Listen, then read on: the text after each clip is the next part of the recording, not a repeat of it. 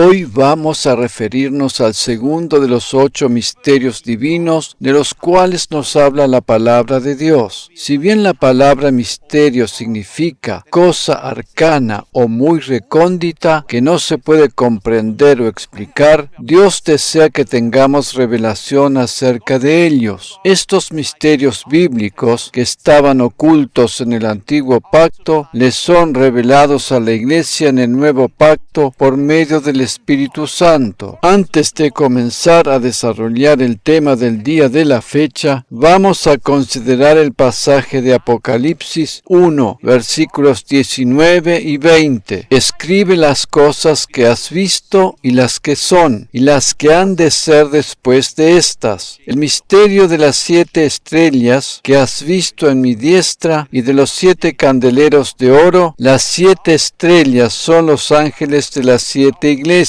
y los 7 candeleros que has visto son las 7 iglesias. Reina Valera 1960. En la visión que recibió el apóstol Juan, el Señor le dijo que escribiera acerca de las cosas que vio, las que son y las que habrán de ser. Las cosas que vio tienen relación con la aparición de Jesús en el primer capítulo. Las cosas que son tienen que ver con las 7 cartas escritas a las 7 iglesias, y las cosas que habrán de ser tienen que ver con lo que habrá de suceder en la gran tribulación. El libro de Apocalipsis trata precisamente acerca de estas 3 cosas. Si bien el libro de Apocalipsis ha sido asociado generalmente con el temor, Dios le ha dado estas palabras a la Iglesia para que tenga conocimiento de lo que habrá de suceder. Las 7 estrellas son los 7 ángeles, y los 7 candeleros son las 7 iglesias. Estas 7 iglesias eran realmente iglesias locales en aquel tiempo, pero a la vez representan 7 épocas diferentes en la historia de la Iglesia desde hace más de 2000 años. En el Antiguo Testamento ya era conocido que la palabra estrella se utilizaba simbólicamente para denominar a un ángel. El candelabro de 7 brazos o menora representaba en el Antiguo Testamento el pueblo de Israel, quien había recibido el mandato de llevar la luz divina al mundo.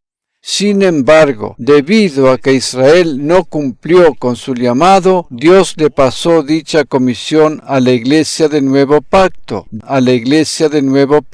De allí pues, la Iglesia es también comparada con un candelabro. El misterio de las 7 iglesias tiene que ver con que cada iglesia local tiene su propio ángel guardián. En el capítulo 2 de Apocalipsis, en los versículos 4 al 7, leemos lo siguiente en la versión Reina Valera 1960. Pero tengo contra ti que has dejado tu primer amor. Recuerda por tanto de dónde has caído y arrepiéntete, y haz las primeras obras, pues si no, vendré pronto a ti, y quitaré tu candelero de su lugar, si no te hubieres arrepentido. Pero tienes esto, que aborreces las obras de los nicolaitas, las cuales yo también aborrezco. El que tiene oído, oiga lo que el Espíritu dice a las iglesias. Al que venciere, le daré a comer del árbol de la vida, el cual está en medio del paraíso de Dios. En estos 7 mensajes o cartas dirigidas a los líderes de las 7 iglesias, encontramos tanto alabanza como reprimenda. Una cosa importante para tener en cuenta es que el primer amor del cual habla este pasaje no tiene nada que ver con sentimientos. El antiguo pacto habla de amar a Dios con todo el ser y el corazón. Sin embargo, el nuevo pacto dice claramente que amamos a Dios porque Él nos amó primero. Solo cuando recibimos el amor de Dios y somos conscientes que somos amados por Él, podemos estar en condiciones de amarle y retribuirle algo de lo mucho que Él nos ha dado. En 1 Juan 4:16 leemos en la versión Reina Valera 1960: y nosotros hemos conocido y creído el amor que Dios tiene para con nosotros. Dios es amor, amor, y el que permanece en amor permanece en Dios y Dios en él. Como habíamos mencionado anteriormente, el candelabro representa aquí a la iglesia. No debemos sentir temor cuando leemos que Dios puede llegar a quitar el candelabro, pues esto no tiene que ver con los creyentes. Dios no rechaza a ninguno de sus hijos. Lo que significa esta frase es que un pastor puede llegar a perder su iglesia si ésta no está alumbrando como debería ser. Esta frase tiene que ver con el líder de la iglesia. La Biblia nos muestra que las obras de cada uno habrán de ser probadas. Eso quiere decir, en este caso, que si las obras del pastor o líder de la iglesia estaban basadas en la gracia, lo cual es representado por oro, plata y piedras preciosas, habrán de permanecer.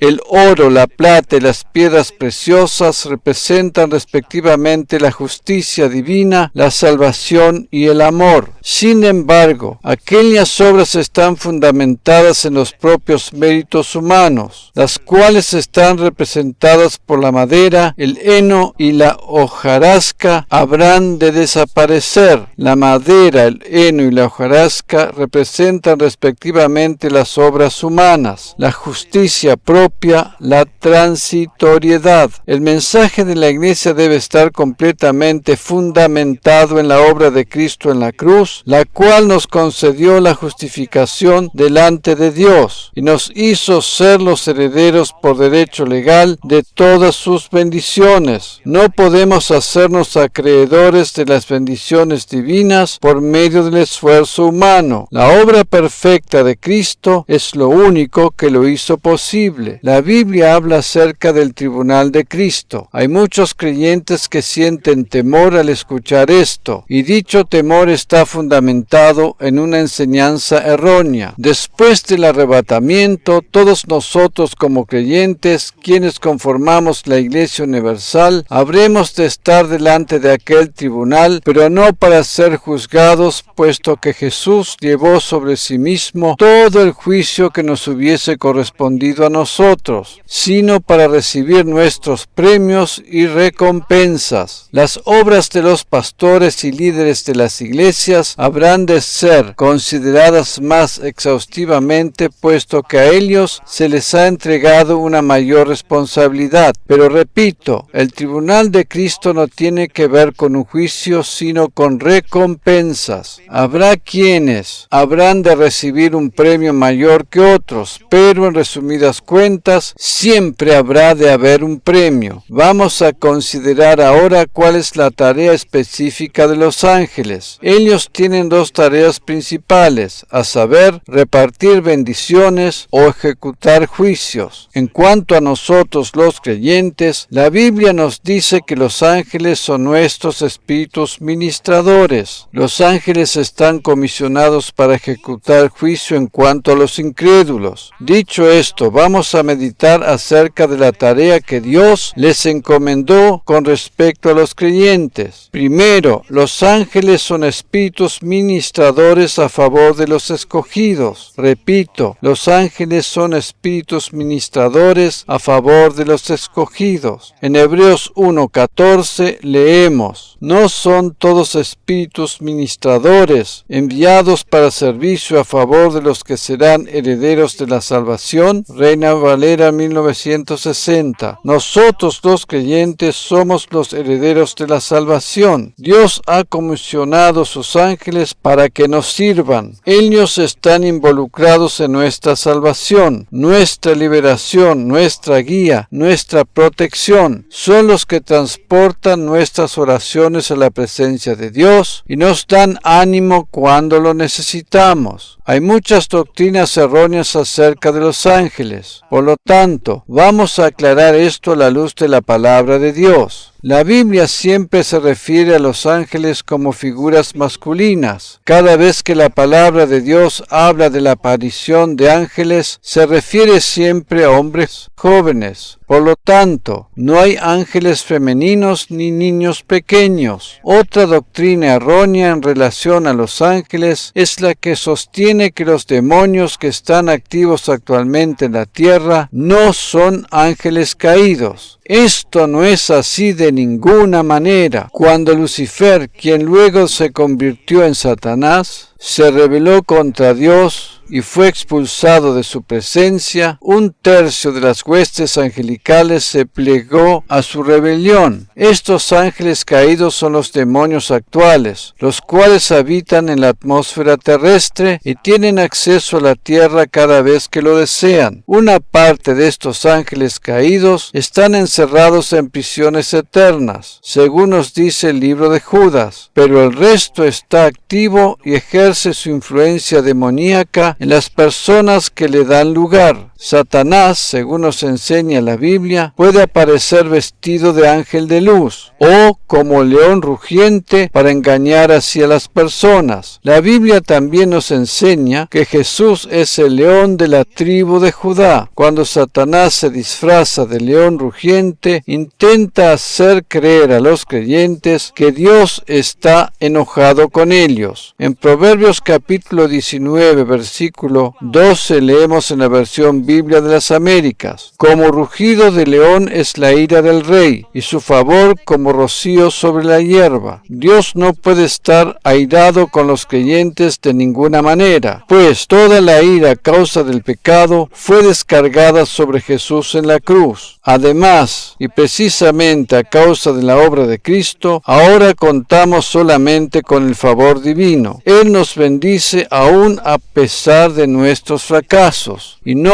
porque lo merezcamos o lo hayamos ganado por medio de nuestro propio esfuerzo, sino solamente a causa de su gracia. Como hemos visto, si bien hay ángeles caídos que se han convertido en demonios, hay muchos más ángeles que están al servicio de Dios y a nuestro favor. Hay un pasaje muy conocido en el Evangelio de Juan que tiene que ver con la sanidad de un hombre que había estado enfermo desde hacía 38 años al lado del estanque de Betesda, porque un ángel del Señor descendía de vez en cuando al estanque y agitaba el agua, y el primero que descendía al estanque después del movimiento del agua quedaba curado de cualquier enfermedad que tuviera. Juan 5:4, Biblia de las Américas. Aquí dice que el ángel solo descendía para agitar el agua, pero de ninguna manera podía sanar. Es interesante notar que en muchas traducciones este versículo está omitido, ya que en el texto original tampoco aparece. Ejemplo de ellos son, entre otras, las traducciones Nueva Traducción Viviente, Reina Valera 2015, Dios habla hoy 2002. En ningún lado del Nuevo Testamento encontramos que un ángel pueda obrar sanidad. Esto es así porque Jesús le dio ese mandato a su iglesia. En Marcos capítulo 16 versículos 17 y 18 leemos acerca de la gran comisión. Y estas señales seguirán a los que creen. En mi nombre echarán fuera demonios, hablarán nuevas lenguas, tomarán en las manos serpientes, y si bebieren cosa mortífera no les hará daño. Sobre los enfermos pondrán sus manos y sanarán. Reina Valera 1960. Por eso decimos que no hay ángeles que obren sanidad. Otro punto importante es que, si bien los ángeles están a nuestro servicio y hacen grandes cosas a las órdenes de Dios, no debemos adorarlos ni venerarlos. Amén. Toda la adoración, honra, gloria y alabanza le pertenecen solamente a Dios. Segundo, los ángeles cuidan y protegen a los niños. En Mateo 18:10 leemos, en la versión Reina Valera 1960, mirad que no menospreciéis a uno de estos pequeños, porque os digo que sus ángeles en los cielos ven siempre el rostro de mi Padre que está en los cielos. Cada bebé que llega a este mundo tiene un ángel protector, y más correctamente de acuerdo a lo que nos enseña la Biblia. Un ángel guardián. Ese ángel le acompaña hasta el momento en que se llega a una edad en que puede decidir por sí mismo, y si no acepta a Cristo como su Salvador personal, esa protección se termina. Sin embargo, cuando un niño acepta a Cristo, siendo plenamente consciente de lo que hace y decide, esta protección se extiende hasta el final de su vida. Tercero, los ángeles nos traen revelación acerca de las cosas divinas. En Apocalipsis capítulo 22, versículo 16, leemos: Yo, Jesús, he enviado mi ángel para daros testimonio de estas cosas en las iglesias. Yo soy la raíz y el linaje de David, la estrella resplandeciente de la mañana. Reina Valera 1960.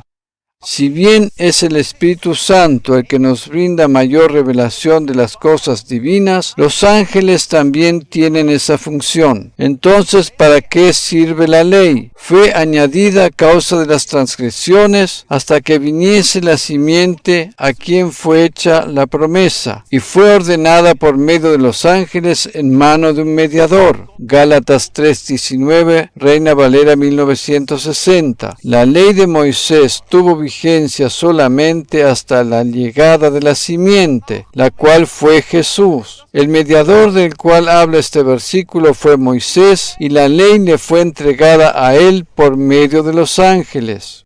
Cuarto, los ángeles rigen sobre naciones y pueblos. En Daniel capítulo 10, versículo 13, leemos lo siguiente: Mas el príncipe del reino de Persia se me opuso por 21 días, pero he aquí Miguel, uno de los primeros príncipes, vino en mi ayuda, ya que yo había sido dejado allí con los reyes de Persia. Biblia de las Américas. En el lenguaje bíblico, un príncipe tiene que ver con un personaje angelical. En este caso en particular, este príncipe del reino de Persia tiene que ver con un ángel caído de una jerarquía bastante alta. Los ángeles, tanto los buenos que están a favor de Dios como los caídos que se plegaron a la rebelión de Satanás, funcionan de acuerdo a una clara y definida jerarquía. Cada nación tiene un príncipe del aire que rige sobre ella. Hay muchas guerras y conflictos que tienen lugar en la tierra, las cuales son influenciadas por esos poderes invisibles que rigen sobre los aires. Este pasaje que acabamos de considerar nos muestra cómo el príncipe de maldad que regía sobre la región de Persia tuvo una lucha con Miguel, un ángel de alta jerarquía que está al servicio de Dios. El arcángel Miguel tuvo que venir a ayudar para vencer y triunfar sobre los ángeles caídos que estaban actuando en contra de Daniel. En el mismo libro, en el capítulo 12 y versículo 1, leemos acerca de otra de las tareas que le ha sido asignada al arcángel Miguel. En aquel tiempo se levantará Miguel, el gran príncipe que vela sobre los hijos de tu pueblo. Será un tiempo de angustia cual nunca hubo desde que existen las naciones hasta entonces. Y en ese tiempo tu pueblo será librado. Todos los que se encuentren inscritos en el libro, Biblia de las Américas. Él está encargado de proteger al pueblo de Israel durante el tiempo del fin. La Biblia nos dice que en el cielo habremos de tener cuerpos glorificados y seremos como los ángeles en cuanto a que no vamos a tener ni el deseo ni la necesidad de casarnos, porque en la resurrección ni se casarán ni se darán en casamiento, sino serán como los ángeles de Dios en el cielo. Reina Valera 1960. Nuestros cuerpos resucitados habrán de ser como el de Jesús. Lo corruptible y perecedero habrá de ser transformado en incorruptible y permanente. Actualmente los ángeles rigen sobre las naciones, pero en el milenio estaremos nosotros por encima de ellos,